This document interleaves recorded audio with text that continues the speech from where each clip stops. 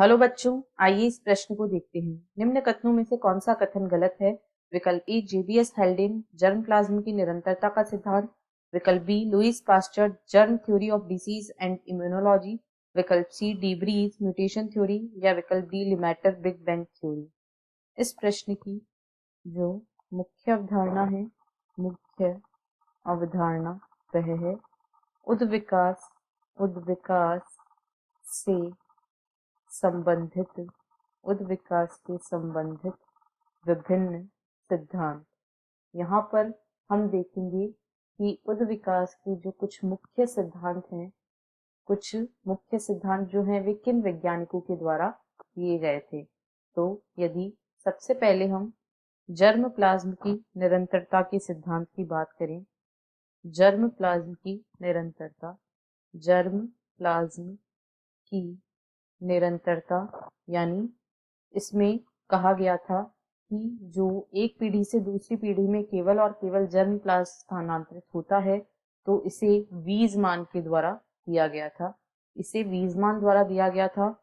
अब यदि germ theory of disease and immunology की बात करें, germ theory of disease, germ theory of disease and immunology, यह जो सिद्धांत था इसे लुईस पास्चर द्वारा दिया गया था।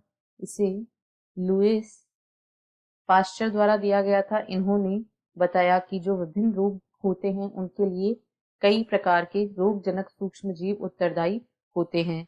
साथ ही साथ यदि म्यूटेशन थ्योरी की बात करें, म्यूटेशन थ्योरी, तो इसे डी ब्रीज के द्वारा दिया गया था और इनके अनुसार उद्विकास में उत्परिवर्तन की एक बहुत ही बड़ी भूमिका होती है।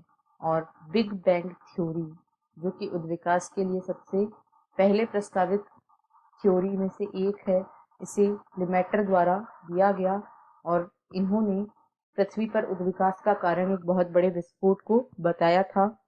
अतः ये कुछ मुख्य अवधारणाएं हैं जिन्हें विभिन्न वैज्ञानिकों द्वारा दिया गया था और ये उद्विकास के बारे में अलग अलग सिद्धांत को बताती हैं।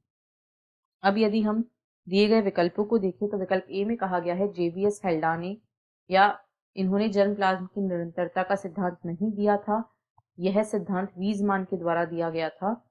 लुईस पास्चर ने germ theory of disease and immunology दिया था, डी व्रीज ने म्यूटेशन थ्योरी तथा लिमेटर ने बिग बैंग थ्योरी का प्रतिपादन किया। अतः विकल्प ए इस प्रश्न का सही उत्तर है क्योंकि इसमें दिया गया कथन गलत है। आशा है आपको प्रश्न समझ आया होगा। धन्यवाद।